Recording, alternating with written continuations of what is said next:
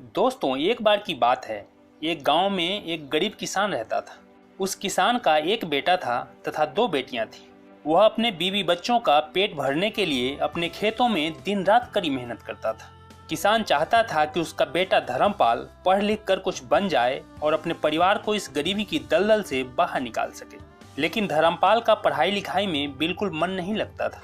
वह हर वक्त अपने दोस्त यारों के साथ घूमता फिरता मौज मस्ती करता रहता था। पिता बार बार समझाते, लेकिन धर्मपाल पर इसका जरा भी असर नहीं होता था। आखिर में वह किसान धर्मपाल का दाखिला गांव से कोसों दूर गुरुकुल में करवा दिया। गुरुकुल उस जमाने में शिक्षा प्राप्त करने का सबसे उत्तम संस्थान हुआ करता था। अपने गांव, अपने परिवार, अपने दोस्तों से दूर गुरुकुल में आकर पहली बार धर्मपाल को अपने तथा अपने परिवार के बारे में सोचने का अवसर मिला। उसे अपनी जिम्मेदारियों का एहसास हुआ और वह गुरुकुल में रहकर मन लगाकर शिक्षा ग्रहण करने लगा। इसी तरह एक साल गुजर गए, लेकिन धर्मपाल के शिक्षा में, उसकी बुद्धि और विवेक में ज्यादा सुधार दिख नहीं रहा था। गुरुजी कई बार उसे डांट लगा चुके थे और चेतावनी भी दे चुके थे। गुरुजी जो सिखाते, जो भी पाठ याद करने के लिए देते, धर्मपाल कोशिश तो करता, परंतु उसे कोई भी पाठ ठीक से याद नहीं हो पाता। इसी तरह दूसरा साल बीत गया, लेकिन उसमें कोई सुधार नहीं हुआ। आखिर एक दिन प्रधानाचार्य ने, गुरुकुल के प्रिंसिपल ने उसे बुलाया और समझाते हुए बोले, देखो धर्मपाल, गुरुकुल की शिक्षा ग्रहण करना तुम्हारे लिए बहुत कठिन है। तुम गांव वापस लौट जाओ और खेती बाड़ी में अपने पिता का हाथ बटाओ। तुम्हारे लिए यही बेहतर होगा। उन्होंने धर्मपाल के हाथों में एक पोटली थमाते हुए गुरुकुल से जाने को कह दिया। धर्मपाल वापस जाना तो नहीं चाहता था, पर प्रधानाचार्य की आज्ञा के अनुसार वह अपने गांव की ओर चल पड़ा। चलते चलते रास्ते में उसे बड़ी तेज प्यास लगी। आगे कुछ दूर चलने के बाद उसे एक कुआं दिखाई दी, जहां कई सारी महिलाएं उस कुएं से पानी निकाल रही थीं। धर्मपाल उनसे मांगकर पानी पिया और उस कुएं के पास ही बैठकर कुछ देर आराम करने लगा। वह बहुत उदास था, क्योंकि उसके माता पिता ने कितनी आशा के साथ उसे गुरुकुल भेजा था। कुछ ही वर्षों में उसकी बहनें शादी योग्य हो जाएंगी।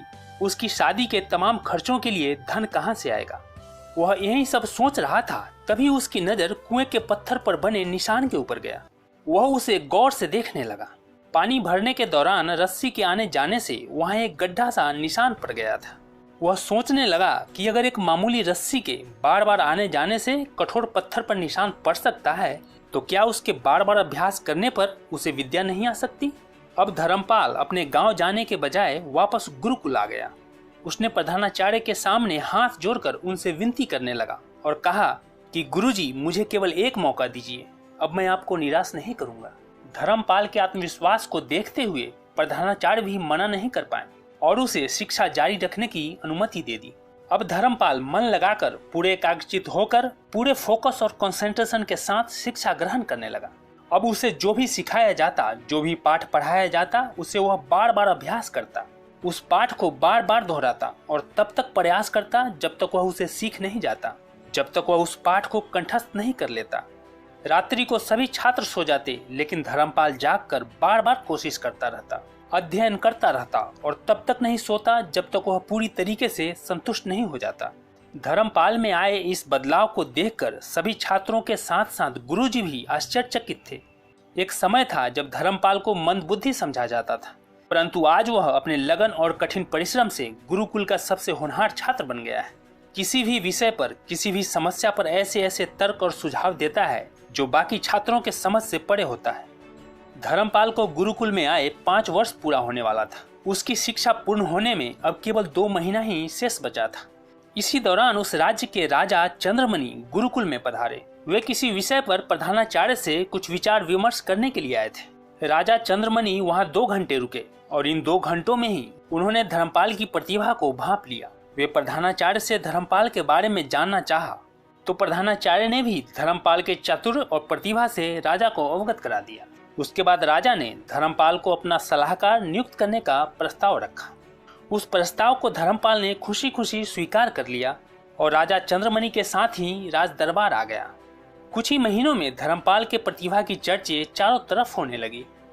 धर्मपाल के कार्यकुशलता को देखकर, उसकी क्षमता और उसकी प्रतिभा को देखकर राजा चंद्रमणि ने उसे अपना मंत्री बना दिया। कुछ साल पहले जिसे मंदबुद्धि समझकर गुरुकुल से निकाल दिया था, आज वह अपनी मेहनत और निरंतर प्रयास से मंत्री बन गया। धर्मपाल ने जब से गांव छोड़ा था तब से 5 वर्ष से ज्यादा समय बीत चुका था, लेकिन एक बार भी वह अपने गांव, अपने परिवार, अपने माता पिता से मिलने नहीं गया था। आज वह अपने गांव जाने के लिए तैयार था। एक सुसज्जित रथ पर सवार होकर वह अपने गांव के लिए प्रस्थान करता है। उसके रथ के आगे पीछे दर्जनों सिपाही साथ चल रहे होते हैं। जैसे जैसे वह आगे बढ़ता जाता है, उसके आने की खबर भी चारों तरफ फैलती जाती है और इस तरह ये खबर उसके गांव पहुंच गई। धर्मपाल की सवारी जैसे ही गांव में प्रवेश करता है, गांव के सभी लोग, सभी महिलाएं, पुरुष हाथों में फूल मालाएं लेकर उसके स्वागत के लिए पहले से तैयार थे। पुरुष उन्हें माला पहना रहे थे और महिलाएं उसके ऊपर पुष्पों की वर्षा कर रही थी। धर्मपाल सबको अभिवादन करते हुए आगे बढ़ रहे थे। जैसे ही धर्मपाल का रथ उसके टूटे फूटे पुराने घर के आगे रुका, उसके पिता पहली नजर में तो उसे पहचान ही नहीं पाए। सुसज्जित रथ पर सवार रेशमी वस्त्रों में वह एकदम कोई राजकुमार लग रहा था। धर्मपाल रथ से उतरता है और अपने पिता के चरण स्पर्श करता है। पिता उसे गले से लगा लेते हैं। गले से लिपटकर दोनों की आंखों से खुशी के आंसू छलक पड़ते हैं।